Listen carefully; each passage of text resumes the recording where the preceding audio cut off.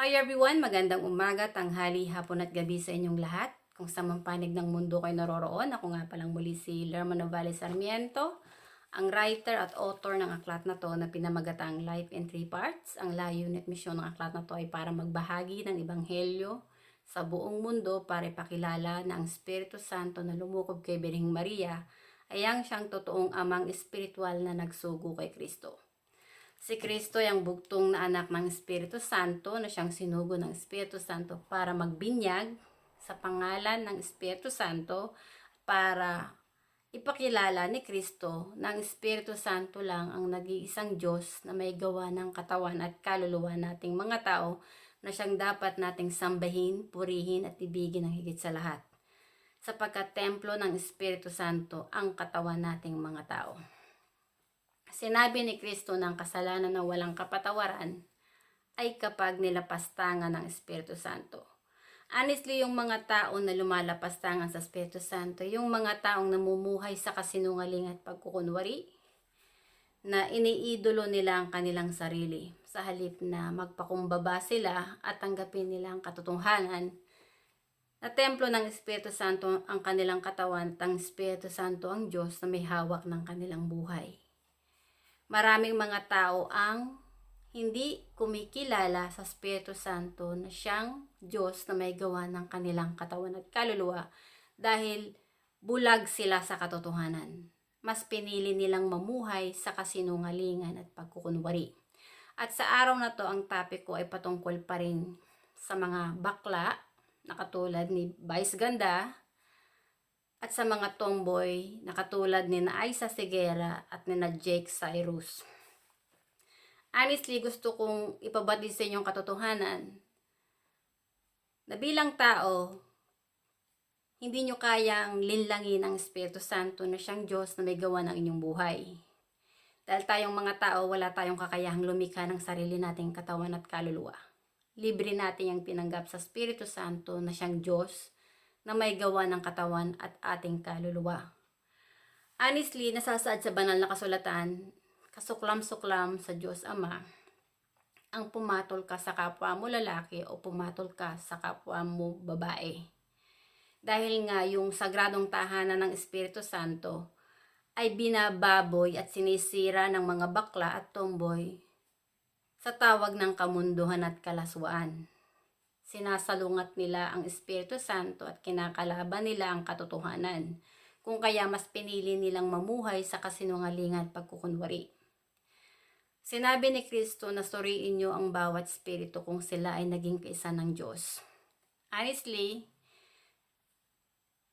ang Espiritu Santo na nanaan sa katawan ni Kristo, na nanaan sa ating katawan, magiging kaisa ka lang ni Kristo sa totoong iglesia ng Diyos kung ang puso at kaluluwa ng tao ay naging kaisa ni Kristo na sumasampalataya at nagpupuri sa Espiritu Santo, na ang Espiritu Santo lang ang kinikilala nilang amang espiritual at Diyos na siyang may gawa ng kanilang katawan at kaluluwa. Etong mga bakla, mensahe ito ng Espiritu Santo na gustong ipabatid ng Espiritu Santo sa mga bakla at tomboy, na huwag niyong subukin ang Espiritu Santo na siyang inyong Diyos. Dahil yung kataas at kayabangan, yung mga bakla at tomboy hanggang dito lang sa lupa. Na kaya niyong kalabanin at lapastangan ng Espiritu Santo hanggat binibigyan pa kayo ng Espiritu Santo ng panahon na manatili dito sa mundo. Dahil templo ng Espiritu Santo ang inyong katawan, lilisan sa inyong katawan ang Espiritu Santo kasama ang inyong kaluluwa at kayo'y mamamatay. At kapag namatay na ang bakla at tomboy, honestly, wala kayong puwang sa langit. Dahil alam ng Espiritu Santo nung kayo'y narito pa sa lupa, kinalaban nyo na siya. Nilapastangan nyo ang kanyang sagradong tahanan dahil sa tawag ng kamunduhan at kalaswaan. So pagdating doon sa sinasabi nilang rapture, hindi makakasama ang mga bakla tomboy na makakaakyat ang kanilang kaluluwa sa langit para kitain nila sa alapaap yung espiritu ng Panginoon na siyang Diyos na nagbibigay ng buhay sa sarili nila. So yung mga kaluluwa na nanatiling sarado ang kanilang puso, nanatili silang mapagmataas at mayabang sa Espiritu Santo, ang kanilang kaluluwang siyang maiiwan. na siyang lulupigin ng Espiritu Santo sa araw ng paghuhukom. Kaya yung mga kaluluwa na hindi naging kaisa ni Kristo, na nagpupuri at sumasampalataya sa Espiritu Santo, sila yung uusigin ng Espiritu Santo. Sisingilin ng Espiritu Santo yung pautang niya sa mga taong lumalapastangan sa kanya. Katulad niyang sina Vice Ganda. Honestly, si Vice Ganda, mayabang lang yan dahil marami ang pera. Pero hindi ang pera ang nagbibigay ng buhay sa ating mga tao, kundi yung Espiritu ng Espiritu Santo na nasa ating katawan. Nasasaad nga sa banal na kasulatan, what is the benefit of gaining the richness from this world if it will causes you to lose your soul? Honestly, walang tao na may kakayahang bumili ng kaluluwa. Ang pera walang kwenta kapag umalis na ang Espiritu ng Panginoon sa ating katawan, kasama yung ating kaluluwa. Ang ating kaluluwa walang power para i-resurrect ang ating buhay sa ating katawan para tayo manatili pa dito sa mundo. Honestly, si Kristo, nung siya ay ipinako sa krus, sinabi ni Kristo, Ama, patawarin mo sila sapagkat hindi nila naunawa ng kanilang ginagawa. Pero sinabi nga ng Panginoon, ang sino mang sumira sa kanyang templo ay wawasakin din ng Panginoon. Si Kristo, yung kanyang katawan, winasak ng mga saling lahi ni Abraham. Honestly, yung mga saling lahi ni Abraham ay mga antikristo na hindi nila tinanggap na si Kristo ay anak ng Diyos. Yung mga Hudyo, honestly, dahil itinakwil nila si Kristo na hindi anak ng Diyos, sa araw na yung mga Hudyo ay bumalik na ang Panginoon para maghukom, ang mga Hudyo ay siyang lulupigin ng Espiritu Santo. Dahil nireject nila si Kristo na siyang anak ng Espiritu Santo na nagsugo para isalba ang mga tao dito sa mundo, yung kanilang kaluluwa. Dahil tumalikod ang mga Israelyano kay Kristo at tinalikuran din nila ang Espiritu Santo na kilalanin na siyang amang espiritual na nagsugo kay Kristo. Kung kaya yung mga Israelyano ngayon sa mundo natin ginagalawan, sila yung nanggugulo.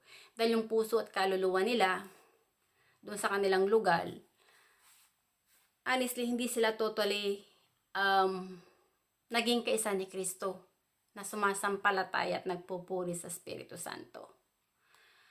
Honestly, ang Sodom at Gomorrah, kaya yan ginunaw ng Diyos ay dahil sa mga bakla.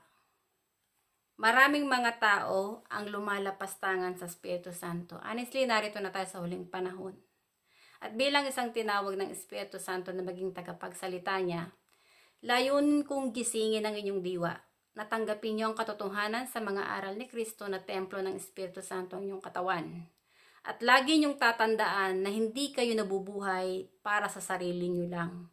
Lagi niyong tatandaan na ang Espiritu Santo ang may hawak ng buhay niyo at walang sino mang tao ang makakapanlin lang sa Espiritu Santo. Dahil ang Espiritu Santo ang nagbibigay ng buhay sa ating mga tao at ang Espiritu Santo rin ang may hawak ng ating kinabukasan.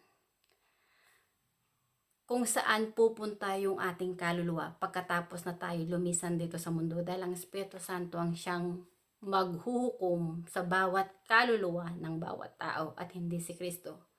Yung ibang tao, hindi nila naunawa na si Kristo ay may ama na sinasamba at pinaglilingkuran. Sa tingin nila, si Kristo ang siyang makakapagligtas lang sa sarili nila. Honestly, hindi ka matutulungan ni Kristo na maligtas ang kaluluwa mo kung hindi mo tinanggap ang Espiritu Santo kay Kristo. At hindi mo kinilala ang Espiritu Santo sa puso mo na siyang amang espiritual ng iyong kaluluwa. Kung kaya sinabi ni Kristo, ng kasalanan na walang kapatawaran ay kapag nilapastangan mo ang Espiritu Santo. At hindi lahat ng tumatawag kay Kristo ay maliligtas. Dahil ang Espiritu Santo nga ang amang espiritual na siyang nagsugo kay Kristo, na siyang pinaglilingkuran ni Kristo. Honestly, si Kristo, hindi mo na siya makikita ng mata dahil nagbalik na si Kristo sa Espiritu. Nasa kaanyuan na siya ng Espiritu, kaya si Kristo ay Diyos. Si Kristo ay nagkatawang tao lamang sa katawan ni Birheng Maria para siyang maging daan, buhay, liwanag at katotohanan para tayo ay muling ipanganak ang ating kaluluwa sa Espiritu at makilala natin kung sino talaga ang totoong nag-iisang Diyos na siyang amang espiritual na nagbibigay ng buhay sa ating sarili na siyang parati nating kasama. Ang Espiritu Santo ang tumawag sa akin para ipakilala na si Kristo ay buktong na anak niya. Ang Espiritu Santo rin ang tumawag sa akin para ipakilala na siya lang yung nag-iisang Diyos na may gawa ng katawan at kaluluwa nating mga tao. Ang aking katawan ay templo rin ng Espiritu Santo, kung kaya ako'y nagsasalita patungkol sa Espiritu Santo. At bilang isang tinawag ng Espiritu Santo na maging tagapagsalita niya dahil nagpasakop ako sa kanya na siya yung kilalanin kong aking Diyos Ama, yung mga salita ko, totally hindi sa akin lang nanggaling yun. Mensahe yan ng Espiritu Santo para sa mga tao na magbabala ako na sabihin ko ang katotohanan na yung babala ni Kristo kailangan ng tao na kanilang seryosohin. Na kilalanin nila ang Espiritu Santo sa kanilang katawan. Dahil yung babala ni Kristo, hindi lahat ng tumatawag sa Diyos ay maliligtas. Dahil nga yung kasalanan na walang kapatawaran ay kapag nilapastangan ng Espiritu Santo. So yung mga tao katulad ni Vice Ganda, ni Jake Cyrus na namuhay sa kasinungalingan at pagkukunwari, mga antikristo kayo. Dito sa mundo, buhay pa man kayo pero ang kaluluwa nyo ay patay na. Dahil gawa na naging zombie kayo, gawa ng kasalanan. Ngayon, kung magsisisi kayo at magbabalik loob kayo sa Espiritu Santo, mamumuhay kayo sa Espiritu at katotohanan dahil yun naman talaga ang gusto ng Panginoon, ng Diyos Ama, sa mga mananampalataya niya ay ang mga sumasampalataya na naglalakbay sa Espiritu at katotohanan. Hindi yung namumuhay sa kasinungalingan at pagkukunwari. Dahil yung mga taong namumuhay sa kasinungalingan at pagkukunwari, naging kaisa yun ng demonyong si Satanas na kumakalaban sa Espiritu Santo. Honestly, sinasabi ng Panginoon, ng Espiritu Santo, sa pamamagitan ko na ibahagi ko yung katotohanan na ang mga bakla walang puwang sa langit ang kanilang kaluluwa. Dahil kinalaban nila ang Espiritu Santo. At hindi rin sila patatawarin ng Espiritu Santo kung kaya yung kanilang kaluluwa ang siyang magiging kabayaran nila sa araw ng paghukom. Kung anong ginawa nila dito sa lupa ay siya rin magiging bunga at kabayaran na kanilang tatanggapin. Kung ikaw'y naging tagapagsalita ni Kristo, tagapagsalita ng Espiritu Santo, alam ng Espiritu Santo naging sugo ka niya. At naging disipulo ka ni Kristo para ipakilala mo ang Espiritu Santo na siyang nag-iisang Diyos na may gawa ng katawan at kaluluwa ng buong sakatuhan. So, kung mamatay ka man dito sa mundo, ang kaluluwa mo, salba na yon dahil kikilalanin ka ng Espiritu Santo na nasa panig niya. Dahil ipinakikilala mo siya at siya yung sinasamba mo na iyong Diyos. Pero yung mga tao na sumasamba sa mga rebolto, santu-santuhan, Diyos-Diyosan, iniidolo nila ang mga pari ang kanilang amang espiritual at hindi ang Espiritu Santo, honestly, wala kayong puwang din sa langit. Walang bula ang propeta na nakahihigit sa Espiritu Santo dahil yung mga bula ang propeta dito sa mundo, tao rin lang sila. Wala silang kakayang lumikha ng sarili nilang katawan at kaluluwa. Yung kanilang katawan at kaluluwa, pag-aari din yun ng Espiritu Santo dahil templo ng Espiritu Santo ang katawan ng bawat tao.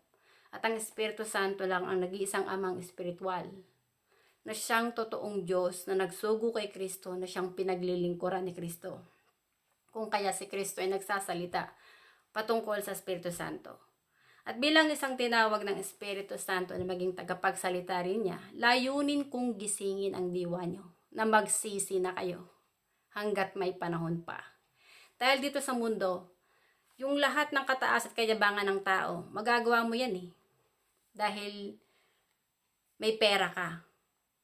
Hikayatin ka ni Satanas na maging mapagmataas at mayabang, maging mayabang. So gagawin mo kung anong gusto mo dahil sa tingin mo, kaya mong manipulahin ang lahat ng tao gawa ng pera. Pero yung pera laban sa Espiritu Santo, wala yung value. Dahil yung pera, nilikha lang yan ng kamay ng tao. Pero yung kaluluwa nating tao, libre yan, nakawangis ng Diyos Ama na siyang buhay na tinanggap natin, na siyang dapat nating pahalagahan. Pero maraming mga tao, mas iniibig nila ang pera, yung sarili nila, kaysa sa Espiritu Santo na siyang Diyos na nagbibigay ng buhay sa sarili nila. Kaya dito sa mundo natin ginagalawan, maraming mga tao, mga mukha ng pera. Pera ang sinasamba nila. Wala na silang paggalang at pagrespeto sa Espiritu Santo na siyang Diyos na may gawa ng katawan at kaluluwa nila. At bilang isang tinawag ng Espiritu Santo, gusto kong ibahagi sa inyong katotohanan. Kung kayo ay hindi magsisisi, hindi niyo kikilalanin ng Espiritu Santo sa inyong katawan na siyang inyong amang espiritual at Diyos na parating yung kasama na siyang nagbibigay ng buhay sa sarili niyo. Sa oras na umalis na ang Espiritu Santo sa katawan niyo, matotodas kayo. At lahat ng katarantaduhan yung ginawa sa Espiritu Santo, pagbabayaran nyo yan. Bilang isang tinawag ng Espiritu Santo, nagiging prangka ako dahil yun yung totoo. Yung sinasabi ko yung totoo. Ang Espiritu Santo, ang Espiritu rin ng katotohanan. Ang Espiritu Santo na nasa katawan nating mga tao at nananahan sa katawan ni Kristo ay ang siyang totoong nag-iisang amang espiritual at Diyos na siyang nagbibigay ng buhay sa ating mga tao. Ay ang siyang babalik para bawiin yung buhay na pinahiram sa ating mga tao kung kaya tayo mamamatay at lilisan dito sa mundo. Walang tao na nabuhay ng forever dito sa mundo. Lahat tayong mga tao, hiram lang ang buhay natin sa Espiritu Santo. At si Kristo lang talaga ang totoong daan, buhay, liwanag at katotohanan para tayo ay maligtas. Dahil si Kristo lang ang bugtong na anak na sinugo ng Espiritu Santo para isalba ang kaluluwa nating mga tao. Honestly, si Abraham, sinungaling yan. Hindi yan talaga propeta ng Diyos. Hindi siya propeta ng Espiritu Santo. Dahil marami siyang ginawang kasinungalingan, ipinagbabawal sa banal na kasulatan yung pakikiapid. Pero ang ginawa niya, nilinlang niya si Parowa, at yung kayamanan na meron si Parowa, naging parang inari din niya yung pag-aari na ginawa niyang gawa ng panlilinlang. Tinanggap niya yung mga biyaya ni Parowa sa kanya na sa panloloko. At sa yung si Hagar na isang taga-Ehipto na utusan ni Sarah, ginawang nakipag-isang katawan kasi doon si Abraham kung kaya pinanganak si Ismael kay Hagar na siyang anak naman ni Abraham kay Hagar na isang utusan ni Sarah, na si Sarah kasi yung asawa ni Abraham. Nasasaad sa banal na kasulatan, bawal ang pakikiapid, bawal ang pangangalunya, pero ginawa yan ni Abraham. Honestly, si Abraham tao lang, hindi siya nakahihigit kay Kristo. Dahil si Kristo, espiritu siya na nagkatawang tao. Kilala ni Kristo kung sino siya, kung saan siya nagmula, at kilala ni Kristo kung sino ang totoong amang espiritual at Diyos na siyang nagbibigay ng buhay sa buong sangkatauhan, dahil si Kristo ay doon nagmula sa langit, na siyang bugtong na anak ng Espiritu Santo, na siyang ipinahayag ko dito sa aklat na to. At itong aklat na to ay kalat na rin sa iba't ibang panig ng mundo. Sinabi ni Kristo na sa pagdating daw ng Panginoon, makikita mo kung ano yung mga magaganap. Pag nakikita mo na to, malapit na talaga. Sinabi ni Kristo na magkakaroon nga daw ng mga labanan, yung gera, ang mga bawat nasyon at bawat kaharian. Magkakaroon ng mga lindol sa iba't ibang panig ng mundo, at magkakaroon din ng taggutom. Honestly, yung COVID-19 gusto kong ibahagi sa inyo dahil templo ng Espiritu Santo ang katawan ng tao. Ang Espiritu Santo na nanaan sa katawan ng tao ang nagbibigay ng buhay sa tao. Yung mga tao na lumisan na dito sa mundo, yung milyong katao sa iba't ibang nasyon, honestly, umalis na ang Espiritu Santo sa katawan ng mga tao na yon. Kaya namatay yung mga tao na yon. Dahil ang Espiritu Santo lang ang nagbibigay ng buhay sa tao. Yung mga tao na yon, ang kanilang kaluluwa lumisa na sa kanilang katawan kung kaya sila'y namatay, kasama ang Espiritu ng Espiritu Santo. At dahil nga ang Espiritu Santo ay nanaan sa katawan ng tao, ang Espiritu Santo ang maghuhukom sa kaluluwa ng tao. Alam ng Espiritu Santo kung sino ang naging tapat sa kanya at hindi. Alam niya kung sino yung mga tao na lumalapastangan sa kanya at kumakalaban sa kanya. Honestly, ang Santo Papa ng Romano Katoliko, kinakalaban niyan ang Espiritu Santo dahil iniidolo ng Santo Papa ng Romano Katoliko ang kanyang sarili na siya yung tawaging Holy Father dito sa mundo. Nasasaad sa banal na kasulatan na wag mong tatawagin ang sino mang tao dito sa mundo na ama, na siyang amang espiritual mo, dahil nga iisa lang ang totoong amang espiritual, ang Espiritu Santo lang na siyang totoong ama ni Kristo na nagsugo kay Kristo, ang siyang totoong amang espiritual na nasa langit. Ang Espiritu Santo ang pinakahari sa lahat ng hari na siyang may gawa ng langit at lupa, na dapat nating sambahin, purihin at ibigin ng higit sa lahat. Kung kaya sinabi ng Panginoon na yung mga makasalanan nga ay walang puwang sa kanyang kaharian. Nasasaad dito sa unang Korinto, sinabi ng Panginoon sa unang Korinto kabanata 6 versikulo 9 hanggang 10. Hindi nyo ba alam na ang mga makasalanan ay walang bahagi sa kaharian ng Diyos? Ito yung sinasabi ng Panginoon, yung mga taong lumalapastangan sa Kanya, kumakalaban sa Kanya, yung mga bakla, tomboy, yung mga naglalasing, yung mga drugista na pumapatay ng tao, nang re-rape. Kasi nga yung katawan nating mga tao ay sagradong tahanan ng Diyos, sagradong tahanan ng Espiritu Santo. Yung mga pumapatol sa kapwa niya lalaki, pumapatol sa kapwa niya babae, nakikiapid, sakim, yung nangangalunya, nagbebenta ng aliw, yung patungkol sa mga human trafficking, na yung kinikidnap nila yung ibang tao tapos ginagawa nilang prostitute yung mga tao na kanilang nakukuha. Yan lahat yung mga gawain niyang masasama. Wala yang puwang sa langit. Yung mga tao kasi na iba, gawa ng pera, naging slave na sila ng pera, gumagawa sila ng kasalanan kasi pera na sinasamba nila. Nawala na sila ng pagpapahalaga sa kanilang buhay espiritual.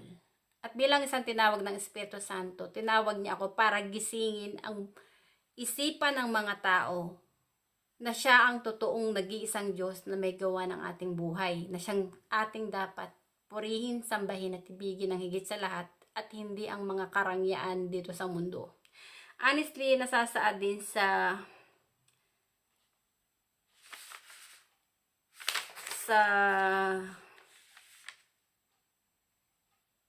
Efeso, kabanata 6, versikulo 12. Sapagkat ang pakikipaglaban natin ay hindi laban sa laman at dugo, kundi sa mga pamunuan, laban sa mga kapangyarihan, laban sa mga makasanlibutang hukbo ng kadiliman. Ito, laban sa mga espiritual na puwersa na nasa kasamaan, na nasa kaitaasan. Honestly, yung mga puwersa ng kasamaan na nasa kaitaasan, si Satanas ang Diyos nila. Yun ang kanilang sinasambang Diyos, na siyang masama, na nanghihikayat sa mga tao na maging masama para kalabanin ang Espiritu Santo, na siyang totoong nag-iisang Diyos. Honestly, walang sino mang tao ang makakapasok sa kaharian ng Diyos Ama kung hindi ka naging kaisa ni Kristo, na nagpupuri, sumasampalataya at umiibig sa Espiritu Santo. Tayong mga tao, ang buhay natin dito sa mundo ay ang Espiritu Santo ang nagbibigay ng buhay. Sa science, sinasabi noong si Charles Darwin na the evolutions of human life comes from the monkey. Pero kay Kristo iba. Sinabi ni Kristo, templo ng Espiritu Santo ang katawan ng tao at tayong mga tao ay hindi nabubuhay dahil sa tinapay lamang. Honestly, ang Espiritu ng Espiritu Santo ang siyang buhay, liwanag at katotohanan na siyang pinagmula ni Kristo. Ang siyang nagbibigay ng buhay sa ating mga tao. Hindi tayo nagmula sa mga unggoy. Nagmula tayo sa Espiritu ng Espiritu Santo. Nilikha ng Diyos ang lalaki at babae na kawangis niya. Ang ating kaluluwa ay ang siyang Espiritu na tinanggap natin sa Espiritu Santo na siyang kawangis ng Diyos Ama. Dahil Espiritu yun. Ang naging misyon ni Kristo, kaya sa sinugo ng Diyos Ama dito sa lupa, ay para isalba ang kaluluwa ng tao na huwag mamatay gawa ng kasalanan. Pero mas maraming mga tao ang mas umiibig kay Satanas kaysa sa Espiritu Santo. Kaya yung kanilang kaluluwa ay namatay gawa ng kasalanan. Pero si Kristo, siya yung sinugo para si Kristo ang sumalba doon sa kaluluwa ng mga taong naririto pa sa lupa, na magsisi na sila at magbalik loob sa Espiritu Santo para yung kanilang kaluluwa ay maligtas, para yung kasalanan nila ay patawarin ng Espiritu Santo. Nang sa gayon, kilalanin sila ng Espiritu Santo na anak ng Diyos at kapatid ni Kristo sa Espiritu. Honestly, narito na tayo sa huling panahon. Ang labanan dito sa mundo ay labanang espiritual. At bilang isang spiritual warrior, layunin kong ipahayag sa inyo ang katotohanan na walang tao na nakahihigit sa Espiritu Santo. Maraming tao ang kumakalaban sa Espiritu Santo, pero kahit gaano karami ng tao dito sa mundo ang kumalaban sa Espiritu Santo, hindi kayo magwawagi. Dahil lahat ng tao, ang buhay natin nakasalalay sa Kanya, sa Espiritu Santo. Ang Espiritu Santo ang may hawak ng buhay natin. Kaya ang kalabanin mo ang Espiritu Santo, ang lapastanganin mo ang Espiritu Santo ay isang katangahan yun. Na kinakalaban mo ang iyong Diyos na nagbibigay ng buhay sa sarili mo. Kaya yung mga bakla at tomboy, talagang sinasabi ko sa inyo, ito yung warning ng Espiritu Santo. Pag hindi kayo nagsisi at hindi kayo nagpakatotoo sa mga sarili nyo, sa oras na binawi ng Espiritu Santo ang kaluluwa sa katawan nyo, pasensyahan. Dahil doon sa kabilang buhay, magsisi ka man, humingi ka ng kapatawaran sa Espiritu Santo, hindi ka na patatawarin ng Espiritu Santo. Dahil nasa Espiritu ka na nagbalik ng kaluluwa mo sa Espiritu. Ang pagsisisi mo at paghingi mo ng kapatawaran sa Espiritu Santo para ituwid mo yung mga pagkakamali mo at mamuhay ka na may pagkapalaga sa iyong buhay spiritual at sa katotohanan, magagawa mo lang hanggat narito ka pa sa lupa. Kapag umalis ka na dito sa lupa, wala ka ng chance. Tapos na ang panahon na pinagkaloob sa'yo ng Espiritu Santo para magsisika at magbalik loob sa Kanya. Kaya yung mga tao na hindi naniniwala sa mga sinabi ni Kristo at hindi naniniwala sa sinasabi ko ng Espiritu Santo ang Diyos na siyang may gawa ng inyong katawan, hintayin nyo, darating ang araw, mamamatay kayo at lilisan kayo dito sa mundo. At lahat ng katarantaduhan at kawalangyaan nyo na ginagawa sa Espiritu Santo, magwawakasyon. Dahil mamamatay kayo at ang kaluluwa nyo, magbabayad yan sa Espiritu Santo dahil naging suwail kayong mga anak sa Kanya. Naging kaisa kayo ng demonyong si Satanas. At bilang isang tinawag ng Espiritu Santo, ito ang misyon ko. Ang gisingin ng diwa nyo, natanggapin nyo ang katotohanan na si Kristo ay anak ng Diyos at ang Espiritu Santo ang siyang nag-iisang Diyos na may gawa ng katawan at kaluluwa nyo. Para yung kaluluwa nyo ay maligtas, na huwag mamatay, na huwag mapunta sa impyerno. Honestly, tayong mga tao bilang lang ang araw na ipinagkaloob ng Espiritu Santo sa atin. Dahil siya nga yung may hawak ng buhay natin.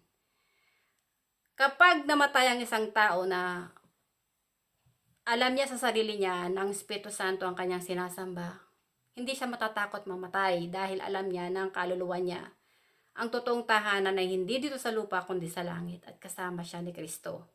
Dahil yung kanyang kaluluwa, espiritu yun, hindi yun tao. Espiritu ang kanyang kaluluwa. Ang ating katawan ang nabibilang sa parte ng tao. Dahil sa laman yun at ang laman ay nagmula dito sa mundo. nagmula sa alabok, na muling babalik sa alabok.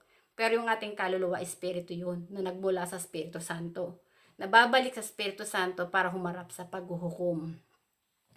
At kung hindi ang tao talaga mananatiling tapat sa Espiritu Santo, wala silang puwang sa langit.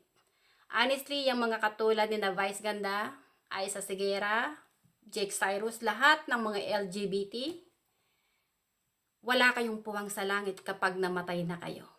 Hindi kayo patatawarin ng Espiritu Santo dahil nilapastangan nyo siya. Hindi nyo pinanatiling sagradong tahanan ng Diyos ang inyong katawan. Dito sa aklat na to, nasasaadang patungkol sa mga LGBT.